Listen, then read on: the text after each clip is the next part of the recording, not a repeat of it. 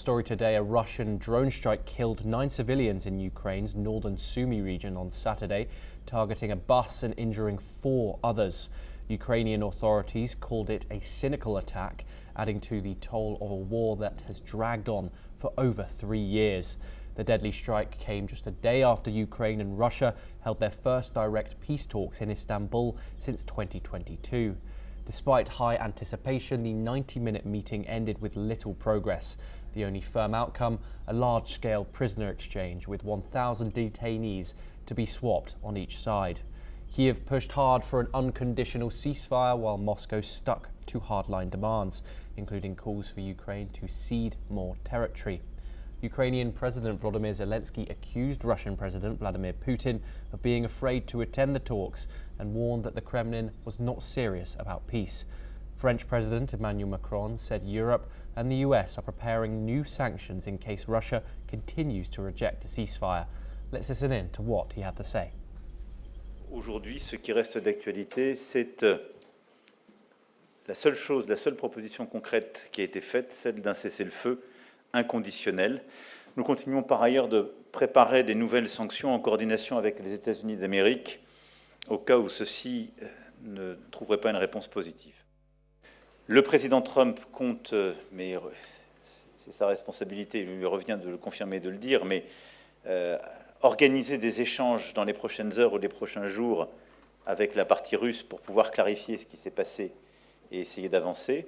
Par ailleurs, la partie russe a promis un retour à la partie ukrainienne sur les propositions qui avaient été faites lors des échanges d'hier et de ce matin. C'est qu'on ne fasse pas croire à qui que ce soit qu'on pourrait reprendre les négociations d'Istanbul là où elles s'étaient arrêtées au printemps 2022. Parce qu'il y a eu entre-temps 3 ans d'une guerre terrible à laquelle les Ukrainiens ont résisté avec beaucoup de courage, un engagement de tous les Européens. Donc on ne fera croire à personne qu'on peut revenir au point où on en était, ni les Ukrainiens. Meanwhile, pressure mounts for direct engagement between Trump and Putin, with both sides suggesting a leader-level meeting is essential to breaking the deadlock. But with fresh attacks and zero movement on core issues, the path to peace still looks distant.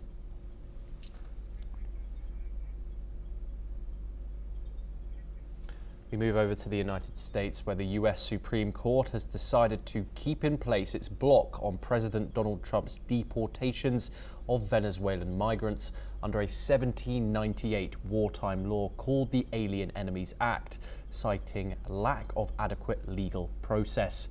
In a brief, unsigned opinion, the court sided with the American Civil Liberties Union, which argued that migrants were being removed without sufficient notice or the opportunity to challenge their deportation.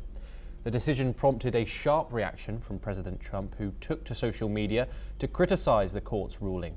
He called it a bad and dangerous day for America, claiming that the Supreme Court is blocking him from doing what he was elected to do.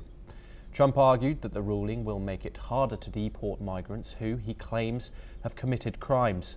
In a separate development, a federal judge expressed frustration at the Trump administration for failing to provide adequate details about its effort to return a man who was wrongly deported to El Salvador. US District Judge Paula Zenas said the government has not provided sufficient information from top officials on how it plans to comply with her order to facilitate the return of Kilmar Albrado Garcia. Additionally, protesters also gathered in Maryland, the place Garcia is from, and protested, demanding his return.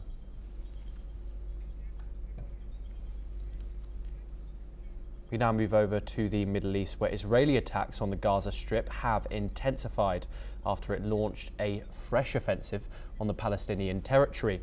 According to reports, thousands of Palestinians have been ordered by Israeli forces to flee parts of northern Gaza, as more than 300 Gazans have been killed in Israeli strikes since Thursday. Local health authorities have said Israel's Air Force has killed at least 58 Palestinians in new attacks on Gaza overnight. Moreover, Gaza's Civil Defense Agency has said that it is unable to reach Palestinians missing under destroyed buildings in the Gaza Strip due to continuous Israeli bombardment. Israel's new offensive, known as Operation Gideon's Chariots, comes as Israel faces pressure to lift a sweeping aid blockade in return for a US-Israeli hostage released by Hamas. The Red Crescent has renewed calls for Israel to reopen crossings with Gaza for the entry of humanitarian aid, warning that the territory has been left to starve and ache. Israeli attacks on Gaza have intensified after it launched a fresh offensive on the Palestinian territory. According to reports, thousands of Palestinians have been ordered by Israeli forces to flee parts of northern Gaza, as more than 300 Gazans have been killed in Israeli strikes since Thursday. Local health authorities have said that the Air Force has killed at least 58 Palestinians in new attacks on Gaza overnight. Moreover, Gaza's Civil Defense Agency has said it is unable to reach Palestinians missing under destroyed buildings in Gaza due to continuous Israeli bombardment.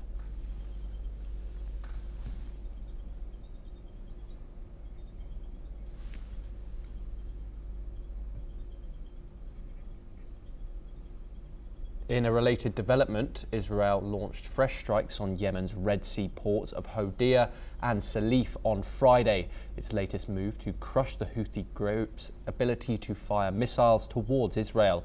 The Israeli military said it dropped over 30 munitions on Houthi targets in what's now its 8th strike on Yemen.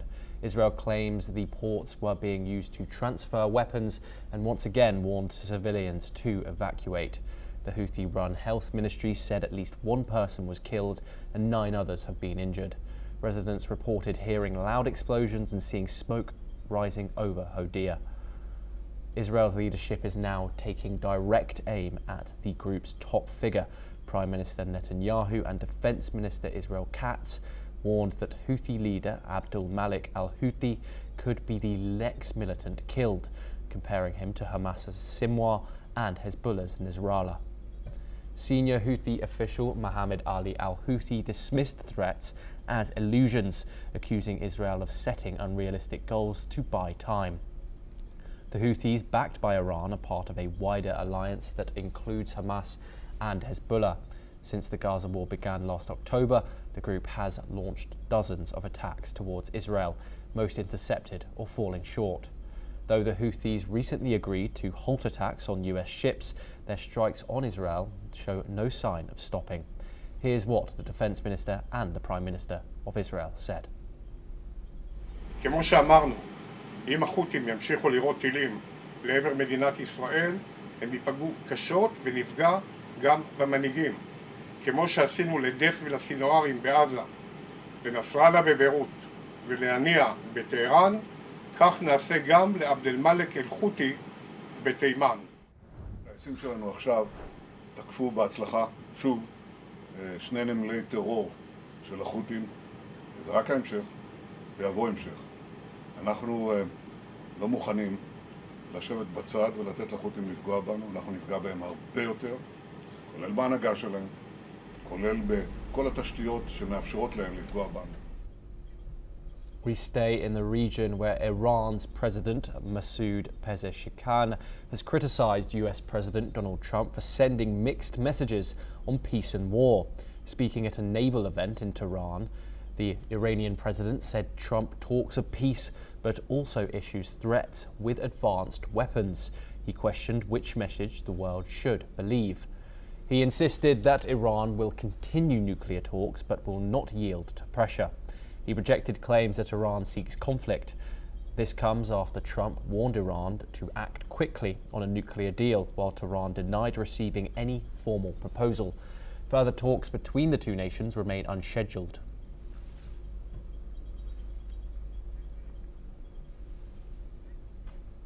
Moving on now in Libya, protests erupted in